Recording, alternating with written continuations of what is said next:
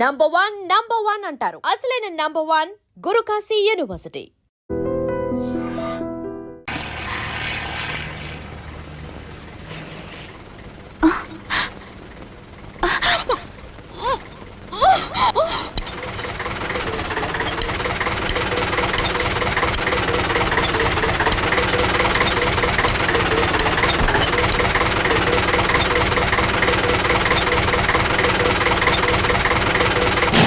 రేఖా రేఖా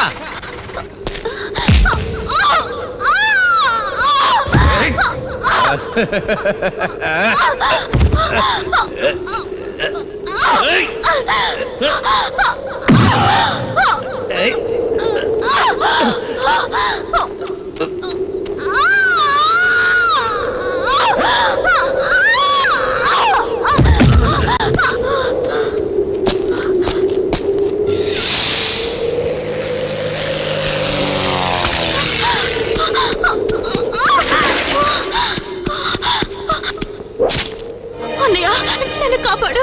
ఆ దుర్మార్గులు నా వెంట పడ్డారు. సమయానికి దేవుడిలా కనిపించావు. నన్ను కాపాడు. నిన్ను కాపాడగలిగింది నేను కాదు, నీ గుండె ధైర్యం. ఎందుకు భయపడతావు? నిన్ను తరుముకొస్తున్న వాళ్ళ మీద ఎదురు తిరిగి పోరాడు. ఆత్మశక్తితో ఎదురు తిరగబడే అమ్మాయిని వీళ్లే కాదు ఎవ్వరూ ఏమీ చేయలేరు. వెళ్ళు. అన్నయ్య, ప్లీజ్ అన్నయ్య.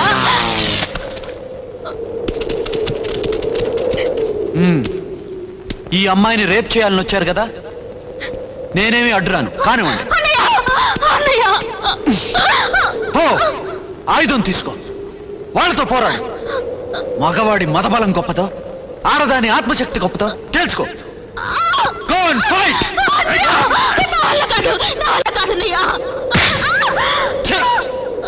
నీ శీలాన్ని కాపాడుకోలేను నువ్వు. నా చెల్లివి కాదు. నువ్వే నా చెల్లివి అయితే భయం వదిలేసి వెళ్ళు. నీ వల్ల కాకపోతే ఇంకో మార్గం చెప్తాను. ఆ గొడ్డలు తీసుకుని నీ ప్రాణం తీసుకో. ఎస్, వాళ్ళను చంపు లేదా నువ్వు చావు. అమ్మ అంటూ నేల మీద పట్టావు. భూమాత శక్తిని కూడా నీ చేతుల్లోకి తీసుకో. Come on, get up.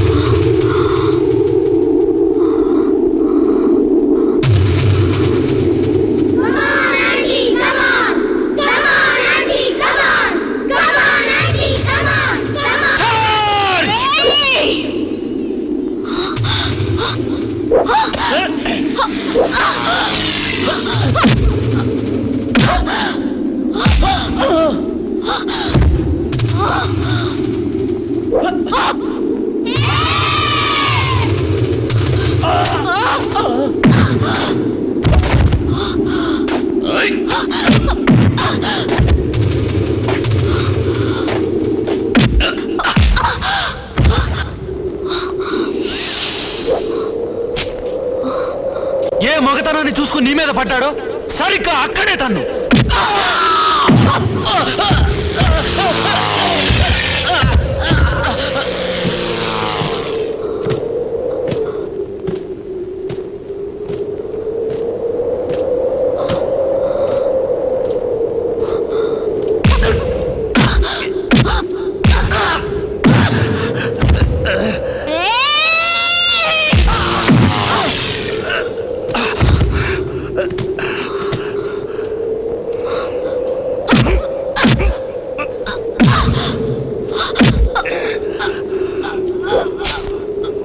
నిన్ను కామంతో చూసిన ఆ కళ్ళని పొడిచేయి.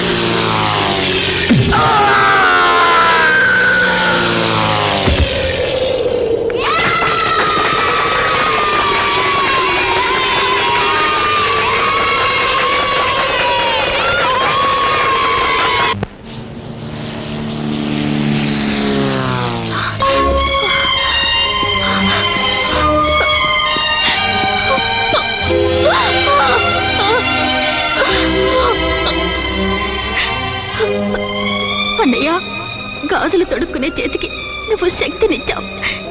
ఇది నాకే కాదు, అలాంటి ఎంతో మంది అమ్మాయిలకి ఇదొక పాఠం.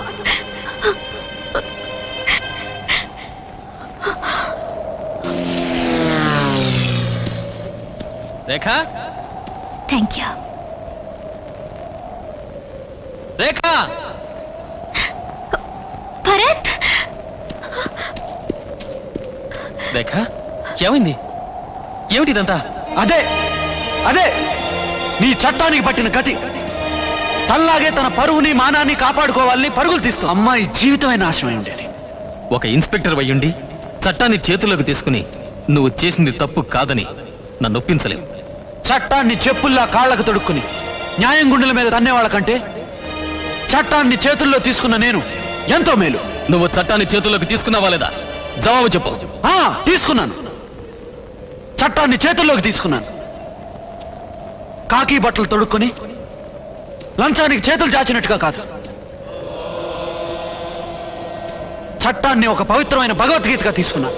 అవును, రేపు జరగబోయే కురుక్షేత్రంలో ధర్మయుద్ధం చేస్తాను. నీలా ప్రతి ఒక్కరూ ధర్మయుద్ధం చేస్తే ప్రపంచంలో కోర్టులకి పోలీస్ స్టేషన్లకి స్థానం లేదు. ప్రపంచమే శ్మశానంలా మారిపోతుంది. మారితే మారని, కానీ పవిత్రమైన భూమి మీద విషపు మొక్కలు మొలవటానికి నేను ఒప్పుకోను. ప్రపంచం శ్మశానంలా మారిపోవడానికి నేను ఒప్పుకోను. నువ్వు నన్ను ఆపలేవు. ఆ డాడీని వాడి సామ్రాజ్యాన్ని సర్వనాశనం చేసే వరకు నేను ఆగను. ఎందుకో తెలుసా? అభం శుభం తెలియని ఆ పసిపిల్లల్ని, నా జ్యోతిని చంపిన దుర్మార్గుడు వాడు. అలా అనడానికి నీ దగ్గర సాక్ష్యాలే ఉన్నాయి. నా దగ్గర సాక్ష్యాలు లేవు గాని నా చేతిలో వాడు చావు రాసు. స్నేహితుడివి కనుక వార్నింగ్ ఇస్తున్నాను. స్నేహితుడు అని ప్రాణాలతో వదిలేస్తున్నాను. ఆ డాడీని అంతం చేసే వరకు నేను వదలను. నీకు కావాల్సింది సాక్ష్యాలే కదా, పైన టెంట్లో ఉన్నాయి. ఈ సాక్ష్యాలతో నీ దారిలో నువ్వు రా, అప్పుడు తెలుస్తుంది.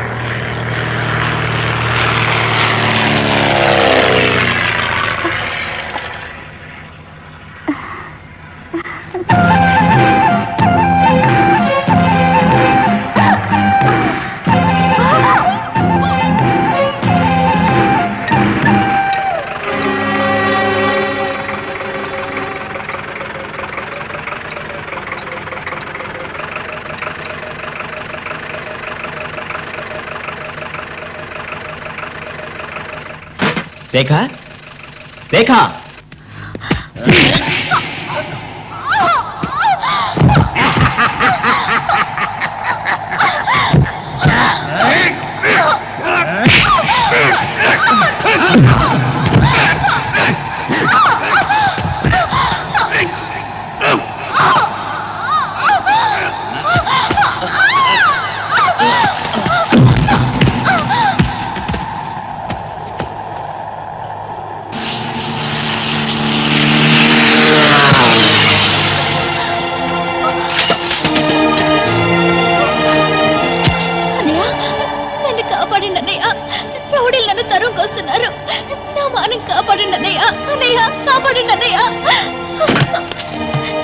మనల్ని మనమే కాపాడుకోవాలి.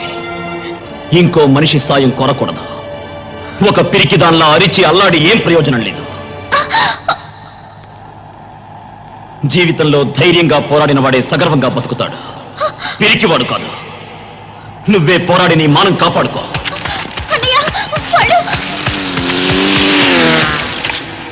మీరు ఈ అమ్మాయిని రేప్ చేయడానికి వచ్చారా? నేను మీకు అడ్డం రాను. కానివ్వండి. ఎంత భయం! ఆయుధంతి. ఇవాళ చూద్దాం, ఒక ఆడదాని మానం గొప్పదా లేక మగాడి కామం గొప్పదా అని. వాళ్ళతో పోరాడలేని నాకు భయం సూర్యోదయాన్ని ఆపగలిగిన సుమతి కథ నువ్వెప్పుడూ వినలేదా? పరాశక్తిలా లే. ముగ్గురేమిటి, 100 మందైనా ఏం చేయలేరు, పో. నీకు ధైర్యం రాలేదు కదూ? ఇక ఒకే మార్గం ఉంది. ఆ గొడ్డలిత్తి మెడ నరుక్కో. ఏదో ఒకటి చెయ్యి. నరుకు లేదా నరుక్కో.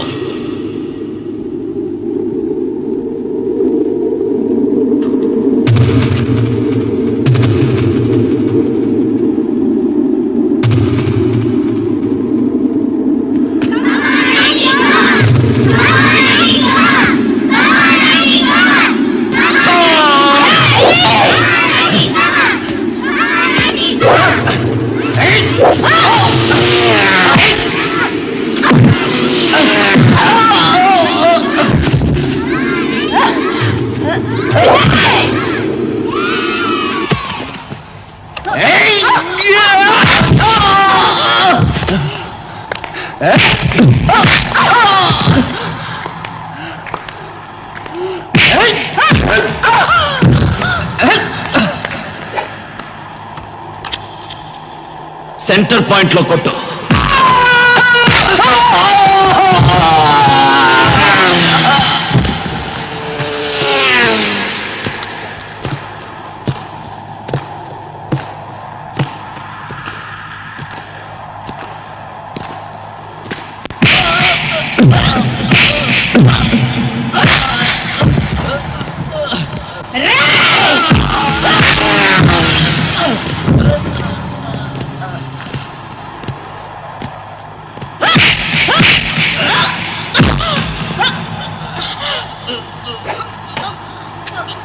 పొడిచేవాడి కళ్ళు.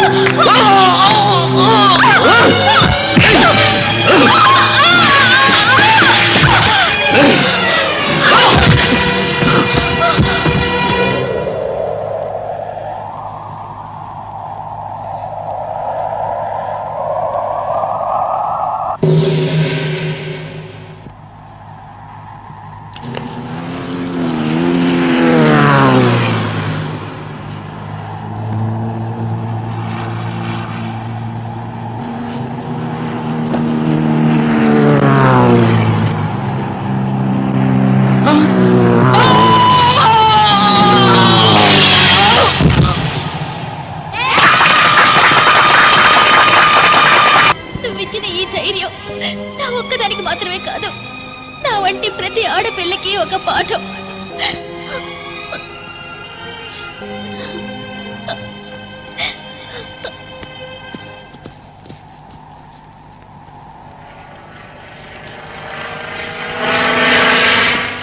రేఖ, థ్యాంక్ యూ.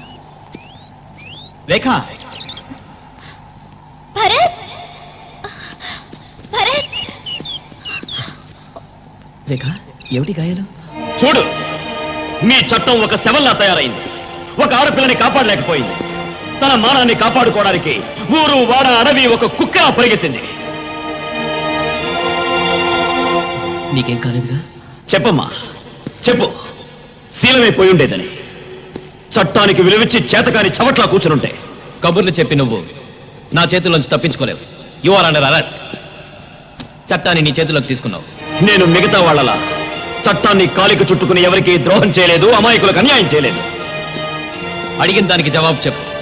చట్టాన్ని నీ చేతిలోకి తీసుకున్నావా లేదా? నే చట్టాన్ని చేతిలోకి తీసుకున్నా. అమాయకుల కడుపులో కొట్టడానికి కాదు, పాపాత్మల తలను నరకడానికి. నే చట్టాన్ని చేతిలోకి తీసుకున్నా. నన్ను మాత్రమే కాపాడుకోవడానికి కాదు, నాలా వంచబడిన ఎందరో నిరపరాధుల్ని కాపాడుకోవడానికి. నే చట్టాన్ని చేతిలోకి తీసుకున్నా. ఈ దేశ రాజకీయ నాయకులు ద్రోహులని చెప్పడానికి కాదు, ఈ దేశ రాజకీయాలే సజావుగా లేవని నిరూపించడానికి. నా చట్టం భగవద్గీత. అందులో కురుక్షేత్రం ఉంది, ధర్మయుద్ధం ఉంది. ఇలా ప్రతి ఒక్కడూ చట్టాన్ని చేతిలోకి తీసుకుని కూనికోరులా తయారైపోతే ఈ దేశం వల్లకాడవుతుంది. పరువు పోయి బతకడం కంటే మనిషి శవం కావచ్చు. నువ్వు శవం కావడానికి నే వదిలిపెట్టను. ఊరికే మాట్లాడే ప్రయోజనం లేదు. నువ్వు ఇక్కడి నుంచి వెళ్ళిపో. ఆ డాడీ గారి నిజస్వరూపం మీకెవరికీ తెలియదు. నా జ్యోతిని, ఆ పిల్లల్ని చంపిన ఆ డాడీని, వాడి ఆశ్రమాన్ని నాశనం చేయకుండా వదలను. నీ దగ్గర ఏం ఆధారం ఉంది? ఏ ఆధారం లేదు, కానీ వాడి చావు నా చేతుల్లో ఉంది. నా ఫ్రెండ్వి, అందుకే నీకు వార్నింగ్ ఇస్తున్నాను. నా ఫ్రెండ్వి, అంచేత ప్రాణాలతో వదులుతున్నా. గుర్తుంచుకో, ఆ డాడీని చంపకుండానే వదిలిపెట్టను. నా స్టైలు రూటే వేరు, న్యాయమైన మార్గం. ముందు ముందు నీకే తెలుస్తుంది. ఆధారాలు అడిగావుగా, పైకొచ్చి చూడు.